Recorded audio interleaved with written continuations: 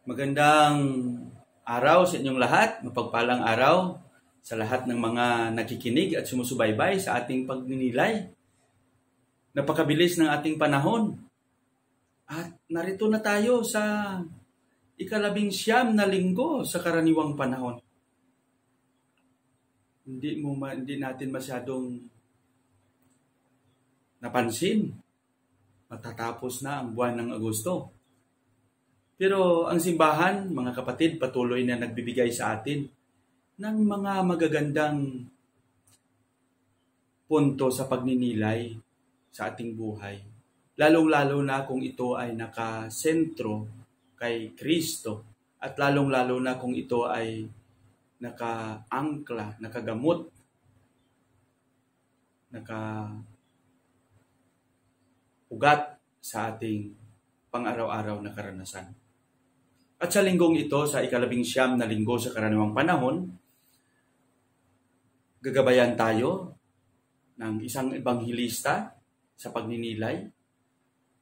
Ang ating ebanghelyo ay kukunin natin sa ebanghelyo ni San Juan, Kapitulo 6, versikulo 44 hanggang 51. Ang sabi dito, noong mga panahong iyon, nagbulong-bulungan ang mga Hudeo dahil sa sinabi ni Jesus, "Ako ang pagkaing bumaba mula sa langit." Sinabi nila, "Hindi ba ito si Jesus na anak ni Jose? Kilala natin ang kanyang ama't ina. Paano niya ngayong masasabi, 'Bumaba ako mula sa langit'?" Kaya't sinabi ni Jesus, "Huwag kayong magbulong-bulungan. Walang makakalapit sa akin maliban dalhin siya ng amang nagsugo sa akin. At ang lalapit sa akin ay muli kong bubuhayin sa huling araw." Nasusulat sa aklat ng mga propeta. At silang lahat ay tuturuan ng Diyos. Ang bawat nakikinig sa Ama at natututo ay lalapit sa akin. Hindi ito nangangahulugang may nakakita na sa Ama. Yaong nagmula sa Diyos ang tanging nakakita sa Ama. Sinasabi ko sa inyo, ang nananalig sa akin ay may buhay na walang hanggan. Ako ang pagkaing nagbibigay buhay. Kumain ng mana ang inyong mga ninuno nang sila'y nasa ilang, gayon may namatay sila. Ngunit ang sinumang kumain ng pagkaing bumaba mula sa langit ay hindi mamamatay. Ako ang pagkaing nagbibigay buhay na bumaba mula sa langit. Mabubuhay magpakailanman ang sinumang kumain nito, at ang pagkaing ibibigay ko sa inyo ay ikabubuhay ng sanlibutan, ay ang aking laman. Ang mabuting balita ng Panginoon. Mga kapatid, sa ating pagninilay sa linggong ito, binibigyang pansin ni San Juan ang isang diskurso na kung saan ay si Jesus nagpakilala ng kanyang sarili bilang isang tinapay na nagbibigay buhay. At malaking issue ito sa grupo ng mga Hudyo. Bakit? Kilala nila kung sino si Jesus. At isang paglalapastangan ito sa paniniwala na ang pagkakilala nila kay Jesus ay biglang umiba dahil si Jesus mismo galing sa kanyang bunganga, nagpapaintende at nagpapakilala sa mga tao na siya ang tinapay na nagbibigay buhay. At ang sabi pa niya, kung sino man ang kumain ng pagkaing ito ay hindi mamamatay, kundi magkaroon ng buhay na walang hanggan. Para sa akin, magandang pagnilayan natin ito ng mabuti. Kung sa panahon ni Jesus mahalaga ang tinapay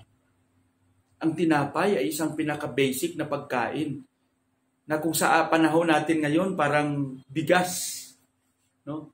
Ang bigas ay kailangan lahat ng mga tao. Mayaman ka man, mahirap, ano man ang estado sa buhay, importante ang bigas.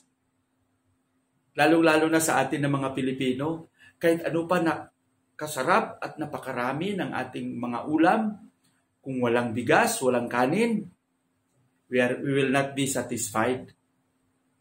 Minsan, ang iba nga, kahit walang ulam, basta may kanin lang, okay na. Kaya para sa akin, ito yung dahilan kung bakit pinakilala ni Jesus ang sarili niya bilang tinapay na nagbibigay buhay. At kung sino man ang kumain nito, ay hindi mamamatay, kundi magkaroon siya ng buhay na walang hanggan. Paano? Yan yung pinakamagandang itanong natin sa ating sarili. Mga kapatid, gaya ng sinabi ko kanina, kung ang kanin ay naging basic na pagkain sa atin, no, hindi naman siguro lahat sa buong mundo, because there are some na mga tao, grupo ng mga tao, lalong-lalo na sa Europa at iba pang panig sa mundo na they are not used to eat rice, but instead they eat bread. Sometimes potato. Sa atin ng mga Pilipino, especially in Asia, mahalaga sa atin ang kanin, ang bigas. So gaya ng sinabi ko kanina, mahirap man, mayaman, ano man ang estado sa buhay, mahalaga ang kanin, mahalaga ang bigas. Kahit walang ulam, basta may bigas, basta may kanin. So in that point, na kung ang bigas, ang kanin ay mahalaga at hinahanap-hanap natin ito. Nakulang na lang sabihin natin, kanin is life. Bigas is life. Hindi pa tayo nagsasabi na ulam is life. Bakit? Kasi mas importante ang kanin kaysa ulam. Diba? Kahit walang ulam, basta may kanin, okay na. So para sa akin, sa konteksto at pananaw ng isang Pilipino, sa paraang yan, doon natin maunawaan kung bakit sinabi ni Jesus na ako ang tinapay na nagbibigay buhay. Siguro kung si Jesus ay Pilipino, pwede niya ring sabihin, ako ang kanin na nagbibigay buhay. Kung sino man ang kumain nito ay hindi mamamatay, kundi may buhay na walang hanggan. Something like that. No? If for us Filipino, kung ang rice ay buhay, si Jesus ay ginamit niya ang sarili niya sa paghahambing ng tinapay na sinabi niya, ako ang tinapay na nagbibigay buhay. Di ba? Kung hindi tayo makakain ng rice isang araw sa pananghalian, sa hapunan, nako, para kang mahimatay. Yung term ko nga, parang mababaliw ka. Dahil, especially if you are not used na nagugutom palagi. So, ganun din. Kung wala si Kristo, sana ganun tayo. Para tayong mahimatay, para tayong walang kabuhay-buhay. So, para sa akin, magandang pagnilayan. Kung hinahanap-hanap natin ang kanin bilang Pilipino, sana ganun din ang paghahanap natin kay Kristo.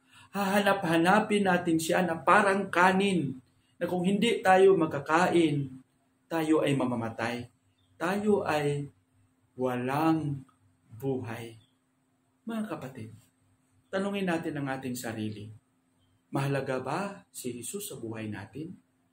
Hinahanap-hanap din ba natin siya gaya ng tinapay, gaya ng pagkain na kinakain natin araw-araw? Na kung hindi natin siya makain, wala tayong buhay, mamamatay tayo. Pero dahil nandyan siya, nagkaroon tayo ng buhay, nagkaroon tayo ng buhay na walang hanggan. Amen. Para sa ating panalangin, Panginoon, sandigan at bukal ng buhay, ipinakilala mo ang iyong sarili sa amin sa pamamagitan ng Ebanghelyo. na ikaw ang tinapay na nagbibigay buhay. Naway, hahanap-hanapin namin itong tinapay na ito upang sa gayon ay aming makamtan ang buong tibay at kalakasan, hindi lang ng aming katawan, kundi ng aming kaluluwa. Alam namin na palagi kang nariyan upang kami ay gabayan at bigyan ng lakas at mga biyaya na aming magagamit araw-araw sa pakikisalamuha namin sa hamon ng buhay, lalong-lalo na sa kalagitnaan ng pandemyang ito.